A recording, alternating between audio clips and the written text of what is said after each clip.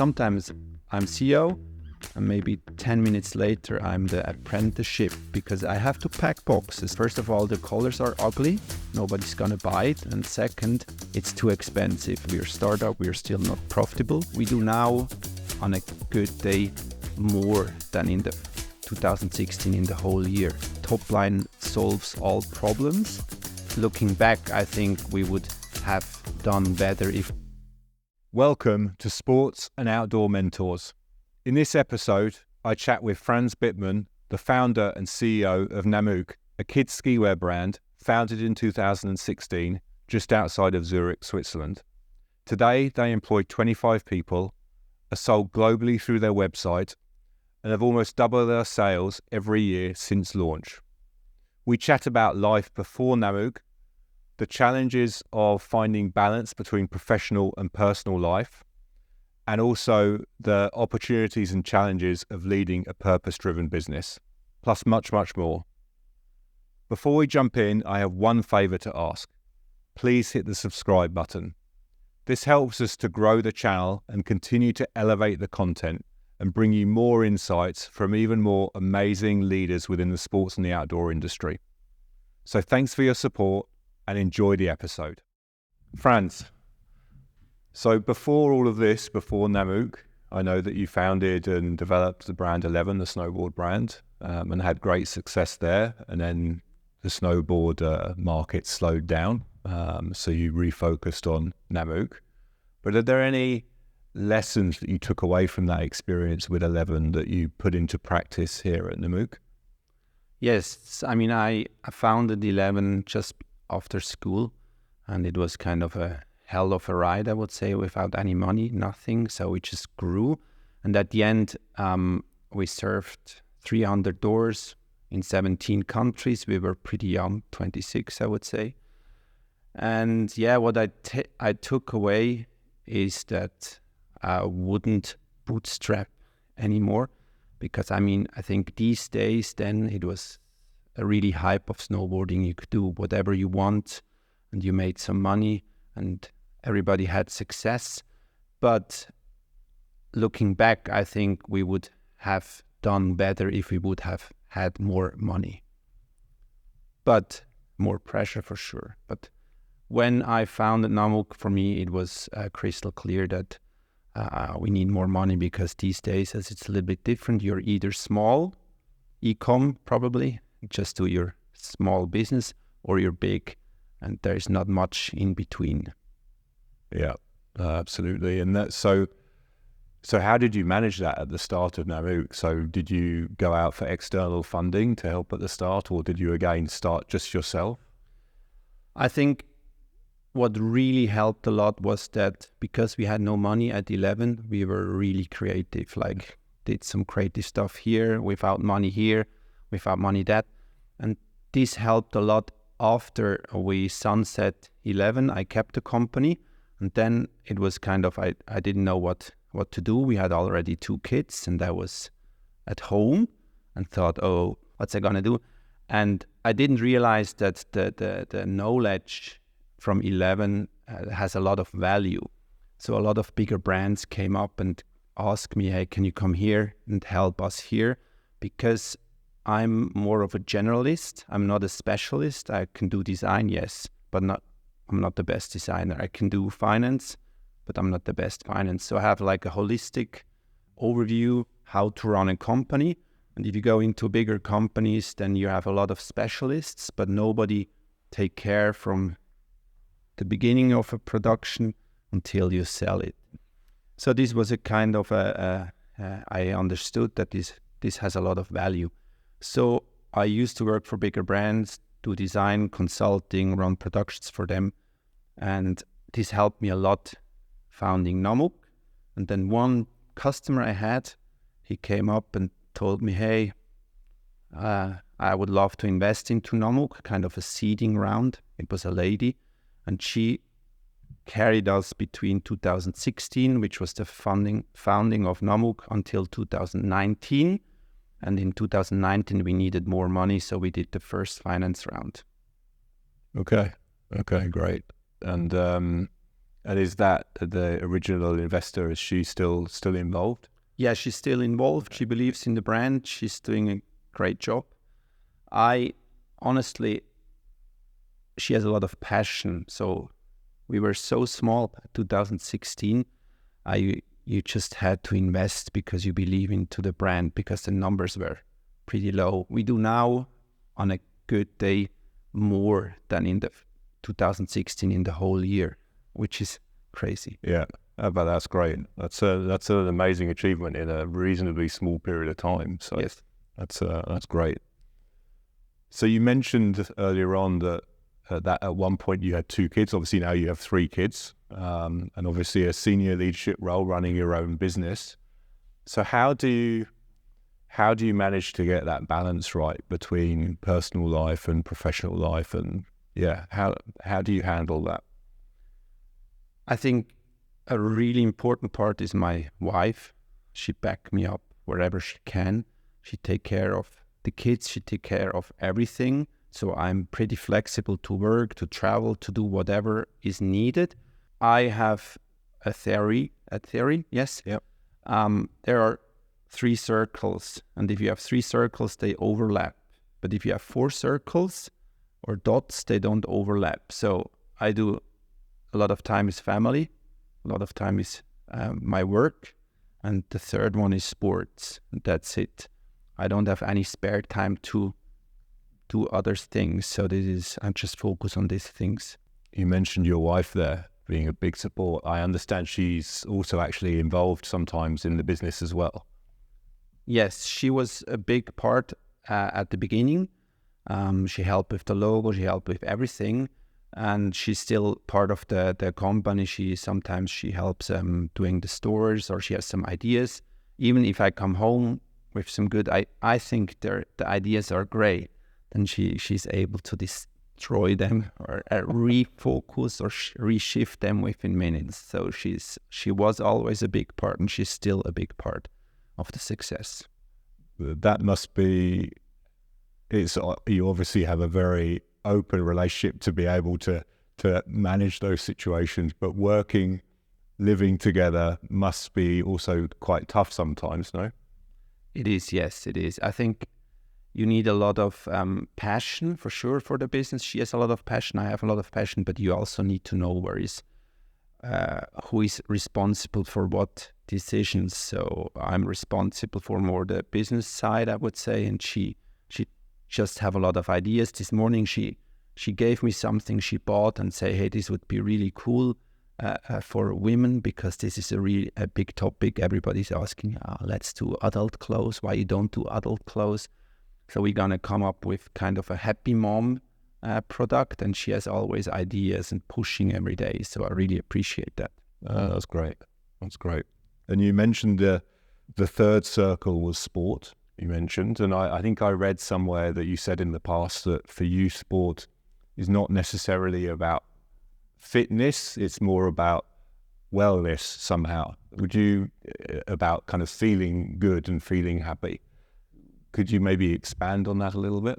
And maybe I'm wrong, No, you're translation. So you're absolutely right. So I do a lot of sports, or I did a lot of sports even when I was young. So I know that it was really helpful, the competition, for my personal development. So when I was a teenager, we did rowing. It's kind of a team sport. You win together, you lose together, and you learn a lot about life. And it was always a big part of my life.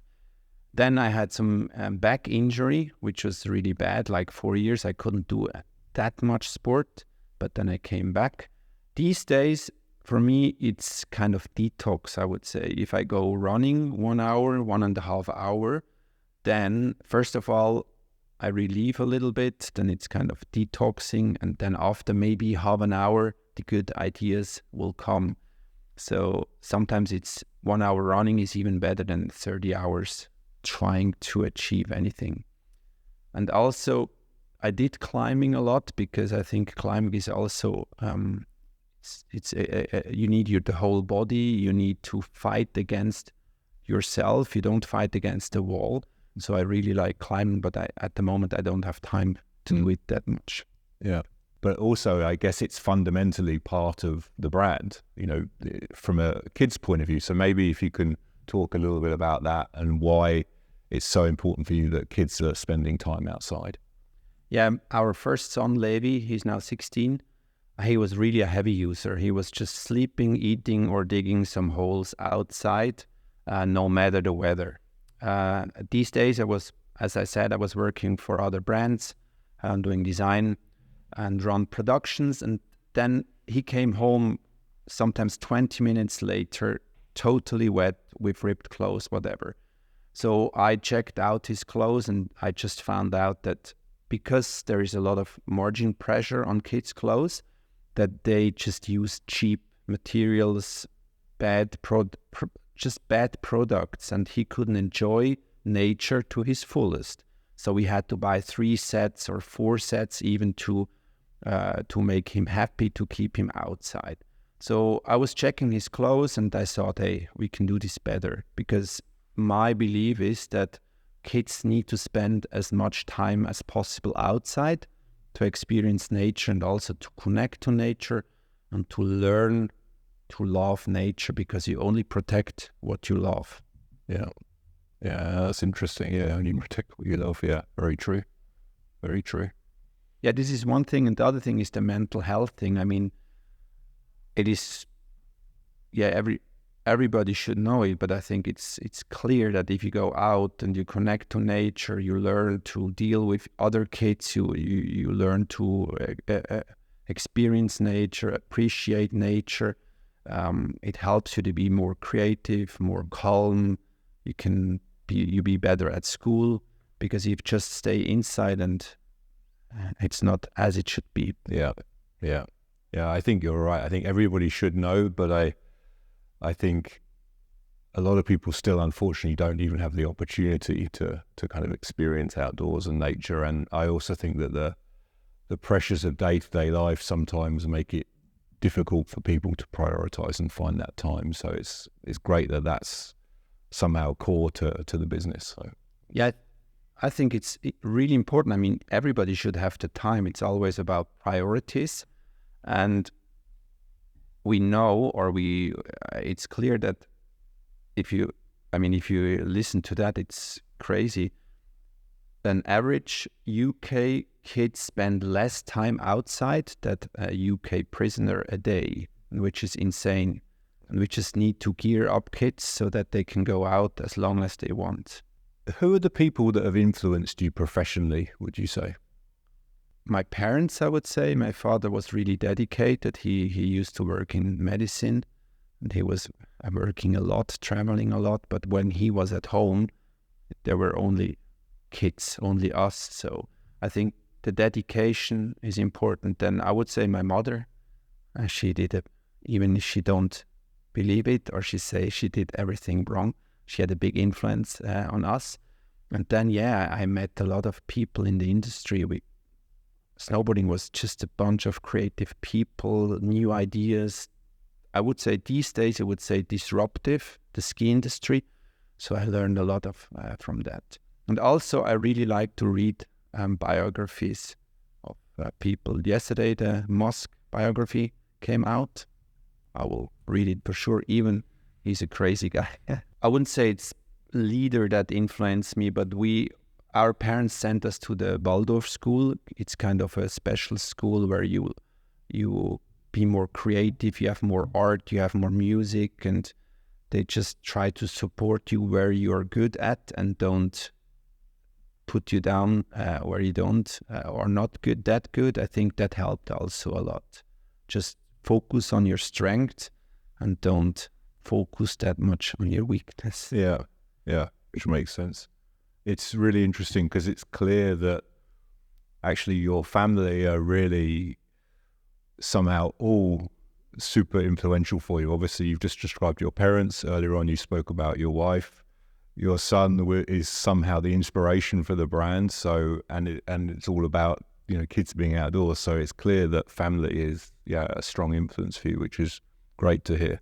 Yeah, I would say yes. Yeah. Personally, what do you think is your most important role as a leader of a growing global brand? I think the role changed a lot in the last 2 to 3 years, which is not always easy because first of all, it was me and my wife, and then we did all decisions, just decide, do it, just decide, do it. And then we grew a little bit and everything was in my mind, but not written down somewhere. And for me, as said before, everything is pretty clear. Where do you want to go? But how tell this to the other people, how to involve other people, how to involve the team without telling them you have to do that, you have to do that. Because coming back to your questions about who is influencing you, I think Steve Jobs had a really nice sentence. We hire people that understand their side of the business better than I do. I want to hire smarter people. So how to support smarter people in their way to understand the brand and bring the brand to the next level. This is a challenge at the moment, I would say, because the team is growing. 1.5 years, we were 7 people. Now we're 25 people. And to align everybody and to get the thing out of my mind so that everybody understand the brand, where is the direction, but keep them creative, keep them hungry, keep them that they are part of the team, part of the brand. This is the challenge at the moment, I would say. You said, you've been open that it's a challenge for you, but what are you doing to help yourself and your team kind of address this? I think because we are growing pretty fast, we do not have, or we think we do not have enough time to do this groundwork, to set the fundament of the company. So if you start a regular startup with 3 of your friends, I would say, you sit down, you say, okay, what is our vision? What is the mission? What are our values? And then you write these down, and everybody that comes in, you show them, here, this is this. And this was not the case at Namuk because it grew pretty organic. So it was in my mind, my wife, and then some people came in, they were well connected, but it was never written down. And we need to take time at the moment to write this down because everybody interprets it a little bit different. And this is a challenge to take the time because it doesn't help the top line, but it is very important to grow. And we've found it also that when we went to the US 2 years ago, if the team is remote, it's even more important to have kind of things written down, set here, it is like that. Do you understand it? Do you agree? Can we go in this direction? Yes.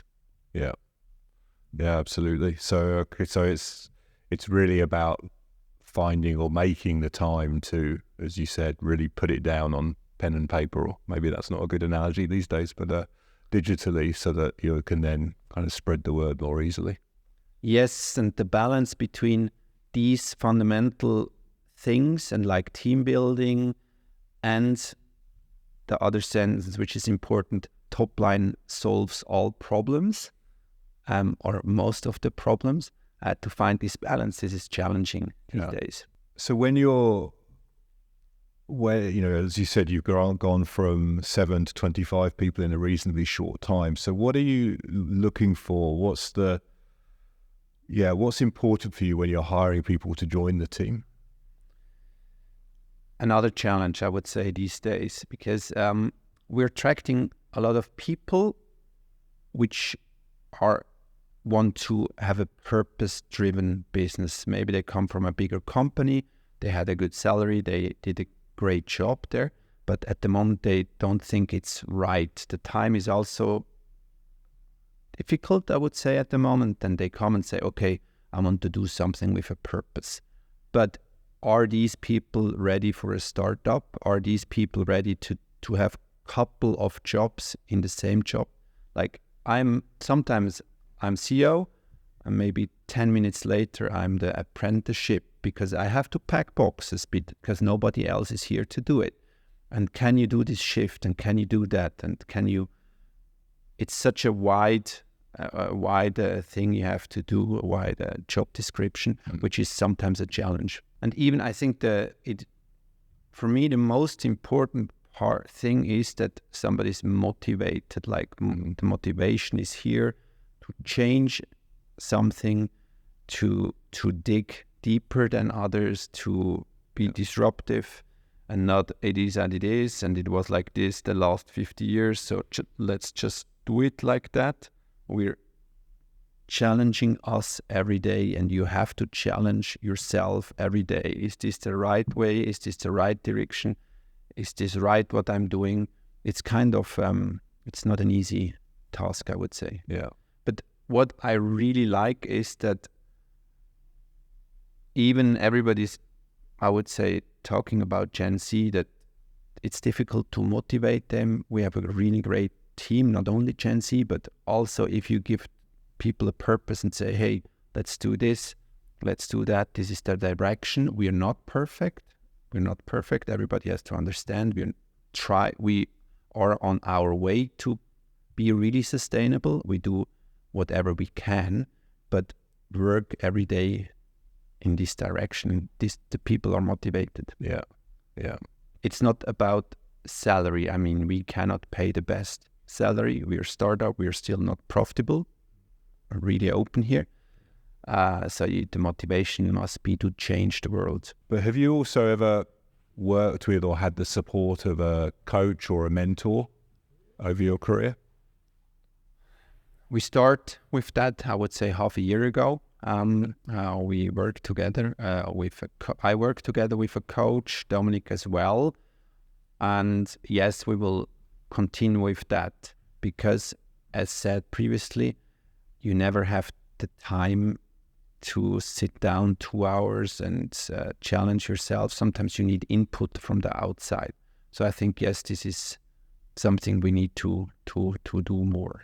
And so that's interesting. You took that decision reasonably recently. So what drove you to take that decision to decide to use a coach or work with a coach? I think sometimes,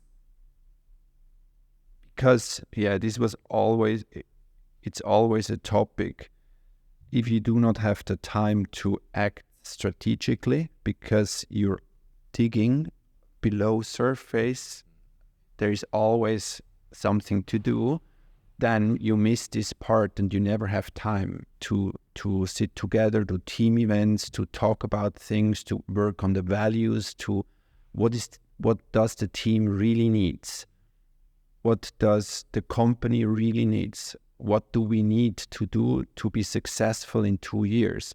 Then you need to take this time, but you never have the time. So if you work with a coach, he's here, he's expensive, so you have to take the time, and then you sit down. Okay, what are the challenges? How do we tackle these challenges? I think we have a really good investor base, I would say, it's smart money, which is the most important thing for a startup. And I can call them, and we have a wide base, and I can call them and talk about these challenges as well. What's your position on hiring people from outside of the sports and outdoor industry? So I speak to a lot of different people, let's say through my day job, and it tends to be quite a heavy contrast here. Some people are, no way, if people don't come from the industry, they don't tend to fit. Other people are, if we don't bring in people from outside, it can tend to be a little bit the same people just moving around, and then you get stuck from an innovation point of view. So what's your position on this? I think you need people from outside the industry because the industry looks very appealing, but sometimes I think it's really old-fashioned. So you need people from outside, but they need to understand the sports industry a little bit, or be at least active and understand why we are doing that. If you just hire a person which is really good at numbers, but far away, no connection to nature, no connection to the sport, no connection even to kids, I think it's even hard to motivate these people. The good thing these days was because I was working for bigger brands, placing really big POs at the producer. It was easy for me to just produce 200 really complicated ski overalls. If you just go to the factory, if these 200 pieces, they say, I'm not going to do this. But if I place 6,000 pieces of another jacket, then they say, okay, I'm going to do this. So, and then people were telling me, hey, you have to go to B2B. Just go and sell this. It's so great. It's off. It's nice. Then we went to a couple of stores, and the B2B people, the owner, they told us, like, first of all, the colors are ugly. Nobody's going to buy it. And second, it's too expensive. Nobody's going to buy it anyway. And then we just focus on our own e-com channel. So we build up the website, do it e-com, which is also easy. You can do it in the evening, pack your boxes, send it out. And I think this is also coming back to this mindset. If there is something new, something probably a little bit different in a niche, they're not so open to, most of them are not so open to try it out. And then we grew e-com pretty fast. And then you saw Namuk everywhere. And then B2B came and said, okay, can we also join the movement? Can we also be part of the brand? And now we're happy to work with the best B2B retailers, but we just need to focus on the ones that are progressive. Yesterday I was in Transa in Zurich and saw some product there, which was great. Yes, Transa is a strong partner. They believed in us pretty early, and we work close together with them. Yes, it's great. It's great. And how did that make you feel at the start when you had those initial discussions and you were rejected? How did you feel about that, and what did it kind of drive you to do?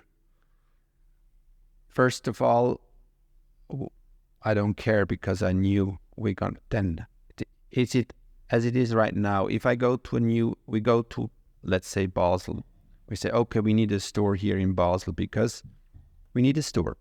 Then we go there, we don't find the right store, or they refuse to take Namuk. Then it's just like, okay, then we're gonna sell e-com. I don't care, because we have the connection to the end consumer. So it's take away some pressure, because we know we are able to sell anyway. But I think it's a balance. A really good B2B partner is really important, because they can multiply, and they are your face, and they acquire new customers, they tell your story. So I think it should be a balance between own stores. We have our own stores to show the whole world. Good B2B partners, I would say partner, not like resellers, and your own store, like e-com store. So looking back over your whole career, what would you say has been your biggest failure, and what have you been able to take away from that? I think to shut down 11, the brand, I mean, we kept the company. This was pretty hard, because we were young, it was our baby, and the decision took me about 2 weeks, I would say. And to get over it, it took another maybe 2 months. But at the end, I think it was the right decision, because snowboarding went down so fast. And we were too big to sneak and too small to act globally. So, I mean, if the winter is good in Europe, then you ship all your stuff to Europe. If the winter is good in the US, you ship everything to the US. We were a little bit too small for that. So I think this was hard. And then I've never looked back that much. I just look forward. So if we fail, we just learn. I think the most important part is that you just do the mistake one time and not 2 times.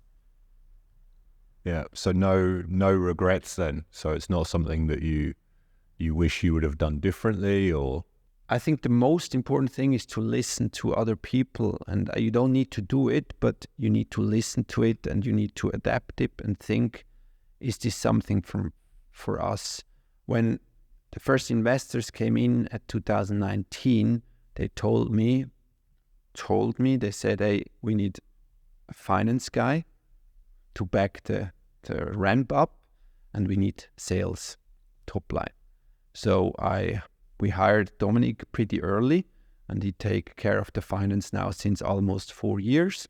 And we hired a really good e-com guy, Simon. He took care of the top line in e-com, and then we invested also into the B2B side. So I think listen to people, think about it, adapt it to your business, and then just follow. Yeah, sounds like good lessons. So what's your relationship with technology? Is technology something that you like to use, or is it something that, is a distraction?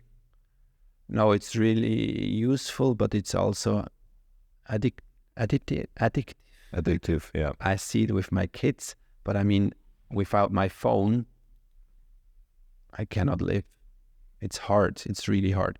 And also, I think you must be aware of the dangerous side and the addictive side and the data side.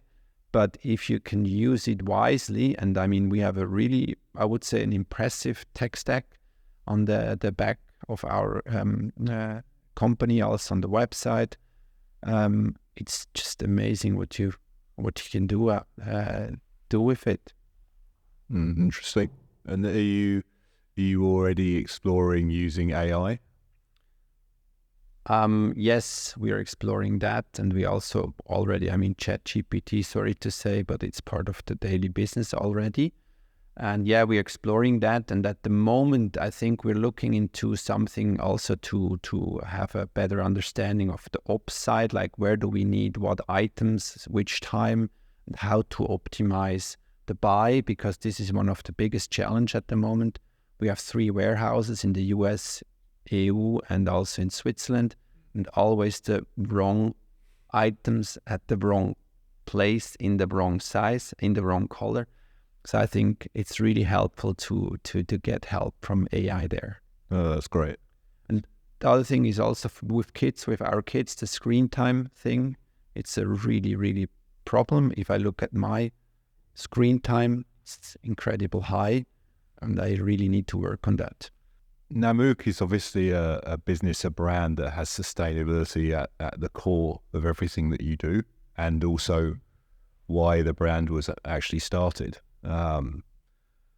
You already touched on this a little bit, but of course, building an apparel brand that's sustainable is already challenging.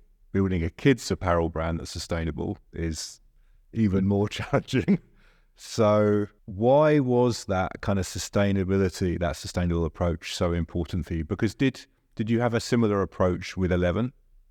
Okay. No, we didn't have. I think, yes, one important point was seeing my son coming home after 20 minutes completely wet. And it's really not how it should be. He should be outside as long as he wants and not get limited to bad gear. So seeing that and knowing, because when I grew up, we were always outside, always from the morning till to the evening I was outside. And I really wanted to make sure that my son can do the same.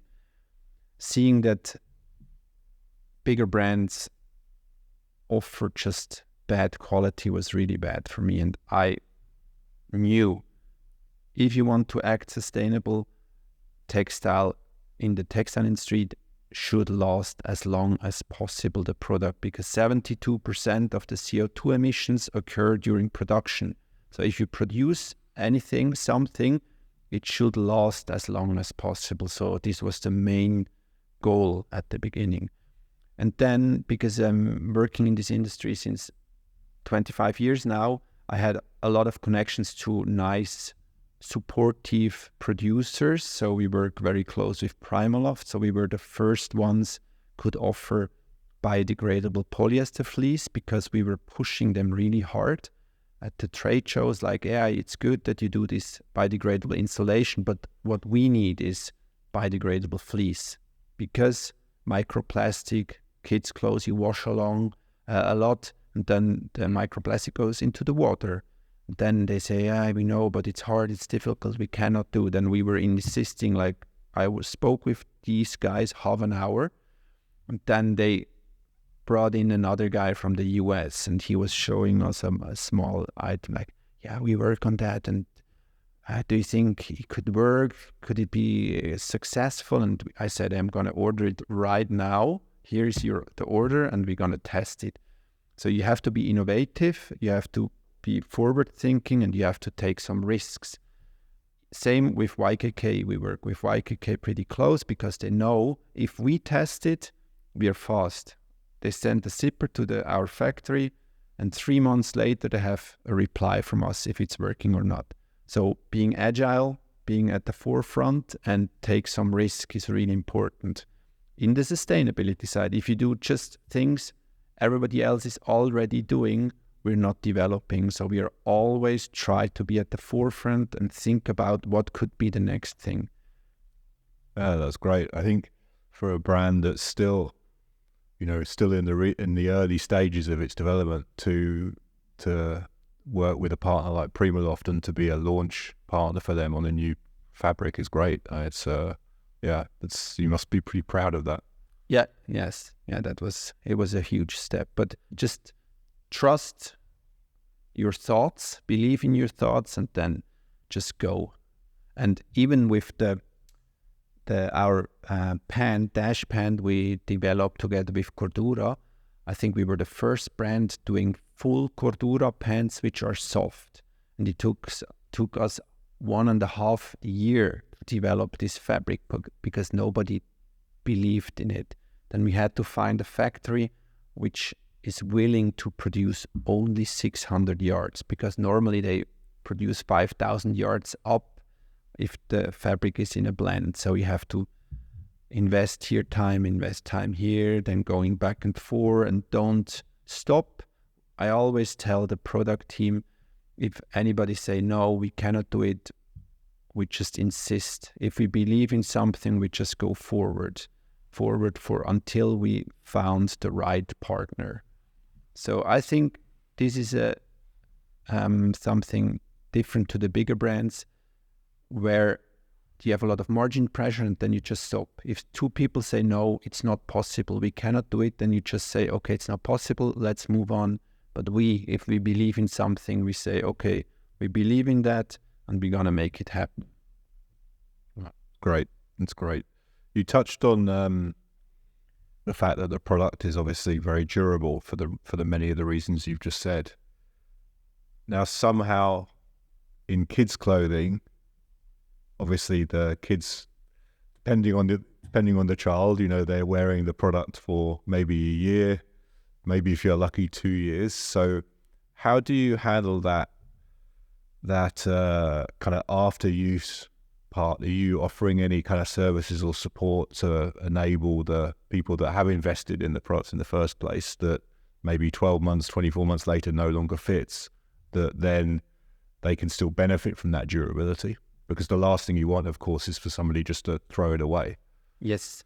2 years ago, we launched our reuse program. It was also a good example how we act, or how fast we act. I went to Simon, which is the e-com guy, and I told him, hey, we need a buyback program. We need a reuse program. And first of all, I have a lot on the table. We cannot do it. We have to do this. I said, okay, I understand. Let us say what is really important to do. Okay, this is important. This is not important. So within 5 months, we had our reuse platform live. And it was, I think we started in January, and mid of July, we were live. And in the first months, it already had 20% of our turnover was through reuse. And since then, it's a revenue part. It's a part also to tell people, hey, yeah, maybe our pant is a little bit more expensive than the competitors, but you can send it back to us and you get money back. You get a voucher to buy again. Yeah. And for us, the educational part is also really important. Like if you buy a Namuk pant and it's more expensive than the pant from other competitors, but I think this is also an educational part. We have to educate people, buy less, but better quality. a Namuk pant, which costs a little bit more than the competitor ones, is in the long run cheaper than buying 3 other pants, which will be destroyed within 3 weeks. Yeah. So it's kind of invest into clothes, invest into cars, invest into good quality, then just buy as cheap as possible. Yeah. Yeah. You've already touched on some of the, well, in fact, you used the word partnership when you were referring to your B2B partners, customers. You used it also when referring to people like Primaloft. So, and I think my perception is that in a business with sustainability as a cornerstone, those kind of collaborations, partnerships are vital to innovate, to be able to develop new things. What advice would you give anybody working in the industry to develop those type of partnerships, to benefit from collaborations? I think if you're small, as we are still, you have to bring added value to your partner. I mean, both of them should benefit. So I think it was 4 years ago, our turnover was small, but I knew we have to do ski helmets and ski goggles. So we choose the best ones. We always choose the best. Lova is a partner, Primaloft is a partner, Giro was our partner back in the days. So we went to Giro and I thought, what can I offer to them that they collaborate with them?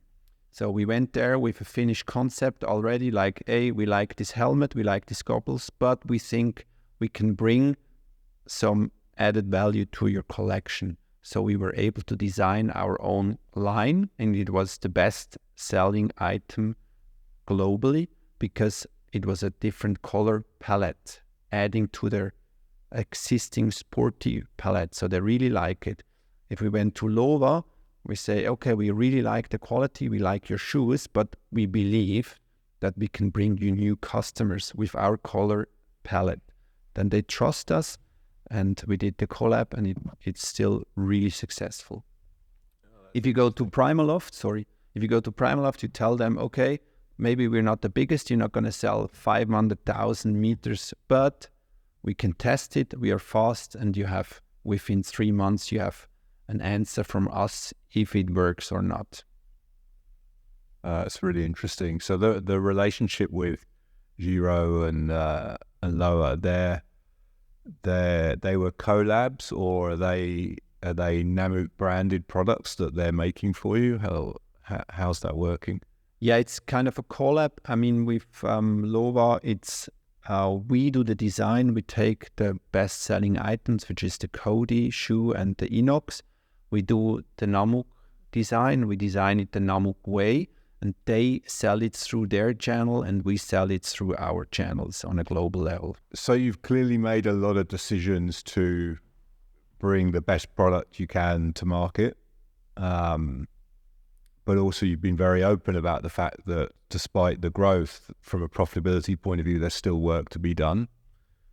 So if you knew you wouldn't fail, what would you do differently to what you're doing now? Again, I think it's important to listen to other people and try to adapt, try to get the essence out of what they are saying.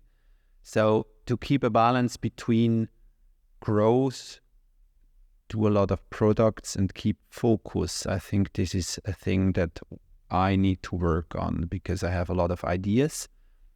Always, we can do this, we can do that, let's try this, why not this? Here is some revenue, probably, but at the end, it's most important to keep focus, and there I need to work a little bit on. Okay. But I have a good team. People are coming to me, say, very nice, but let's keep focus on that.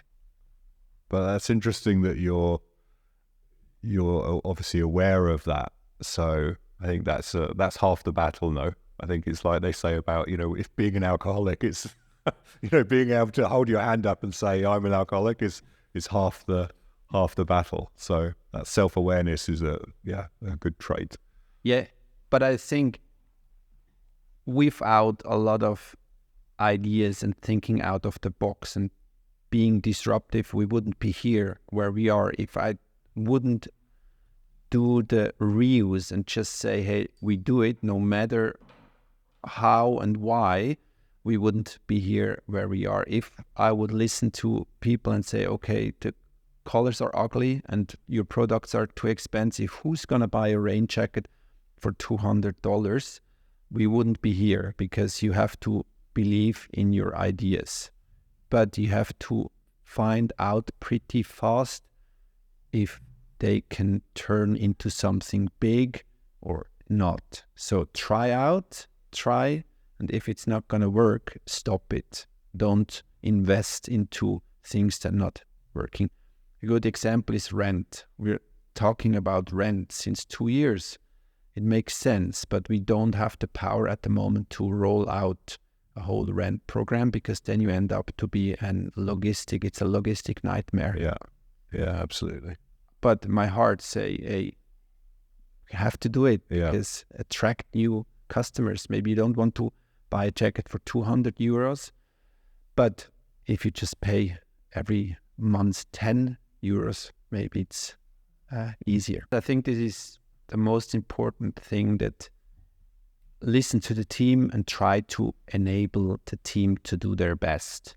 Sometimes it's difficult because you have the challenges in mind and you don't want to tell them too much, like, hey, we're behind budget, so better we do more black pants, I would say. So you want to keep them having fun and do the creative stuff. So the balance here is sometimes it's a challenge. Yeah. But they also, I mean, we are really open. We have like quarterly reviews with the team where they see what are the numbers, where are the challenges, where we're going to. We try to involve the whole team on this journey, but we don't want to frighten them or make them afraid that we're still a startup and we need funding, so we need to be successful. Yeah. Well, I think that transparency is good. I think it's important, especially for for younger generation. I think it's important for people to understand the context that they're working in and living in, and I think that then also must empower them as well. Yes, and I think the motivation is much higher. I mean, at the moment we're packing for monochrome, which will be launched so I can talk about this. So the whole team is now downstairs packing, so that the boxes will be sent out this Friday. So I think the team thing is really important. Yeah. All hands on deck to get it done. Yes, all hands on deck. Yeah, that's great. So thinking again about sustainability and the future, what skills or qualities do you think you'll be looking for in future employees to help you continue develop along this sustainability path? I think if you cannot make money out of this path, it's not going to survive. I mean, we're not a non-NGO, so we have to make money. So we have to find a way that sustainability or sustainable products are attractive for a wide range of people. And this is going to be a challenge, I would say. So do you think that's going to be, it's about people maybe with product engineering or material backgrounds that enable you to find and source materials that still meet your requirements for sustainability, but are maybe more commercially viable? Yes, I think it's not only product related, it's also structure. I mean, we need to make sure that our products are accessible throughout our relevant markets. We lower the prices now compared to a lot of other brands which raising the prices because we have now bigger quantities, we have better FOBs, so we are able to source cheaper a little bit, and we give this back to our customers, make it more accessible to more people. Then we need people to run the business, I mean, to understand how to set up warehouses, shipping, logistics. We need hungry people in the product side. We need salespeople which are able to sell the a little bit more expensive items. And then I think we also need support from governments. Like if you look at Norway, electric cars are top 5 at the moment. Why? Because government is supporting that. So we need support on this side too. Yeah, interesting. So it's actually not one area. It's really pretty much across all areas of the business, essentially. So what's your favorite, your favorite piece of sports or outdoor gear? Now, normally here I say that you can't say something that's Namuk, but of course you wouldn't be able to say that anyway, so we don't have that issue. For me, things that are easy to do at the moment, it's important because I don't have time to go to the mountains one day climbing. So running is important for me. So I would say a good pair of running shoes, a good jacket is the most important at the moment. What shoes do you run in? At the moment, I run in on Monster. I really like them running. Yeah. It's another brand going through a big growth phase. It's impressive as well. And what about tech? So what's your favorite piece of technology, either hardware or software? Because we moved to Zurich with the office, I just bought a new bike. It's secondhand from a good friend. It's a gravel bike with electric shift. So I would say this is now my favorite tech piece. Okay, cool. Beside my iPhone, which is just my daily partner. Yeah. Well, that's good. That fits into both then, the sport and the tech. Yes. And what book, podcast, TV show or film would you recommend for somebody that either works in the industry or would like to work in the industry that you think they should read or listen to or watch? Is there anything that you would recommend? Even he's a crazy guy. I really like the biography of Steve Jobs. He's just so much into his products, and he's so strong belief in this vision to make an item really simple, cut it to the bone, essential. I really like that. So, I mean, for me, my personal item I like most at Namuk is like the high-end, super lightweight rain jacket you can pack very small. You don't see, no other brand is doing that for kids. So bring out the essence of an item. I think this is my passion, and he's like really good in that. Yeah, for sure. With the reference, I would say. He has some crazy sides, which are maybe not that nice. Yeah. But I read his biography within I think 2 days. Yeah. I'm trying to think of the author for that one because there's been a few, but Isaacs. Exactly. Yeah. Yes. Yeah. The white cover with his photo in black and white. Yeah. Yes, I really like to read biographies. Just because you always can take something with you. Yeah. So Elon Musk then is the next one from what you... Maybe it's a little bit too crazy for me, but yeah. I'm going to read it, yes, for sure.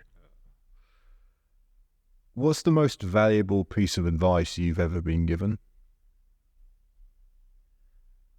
Coming back to the question before, I would say keep focus, or better try to keep. Okay. And what do you struggle with? Keeping focus. That was an obvious answer. I think the growth of the company and adding people to the team is a challenge beside budgets and revenue, right channels, e-com, B2B. I think this is a big challenge. Yeah. And if today was your last day here with your team, if you were retiring, let's say, what would your message be to your team? I keep on things you believe in and don't forget the fun. I think sometimes it's a good industry, sports, yes, but even with me, sometimes I lose a little bit fun, and then I just reset and say, hey, it's just kids' clothes. It's just bringing kids outside.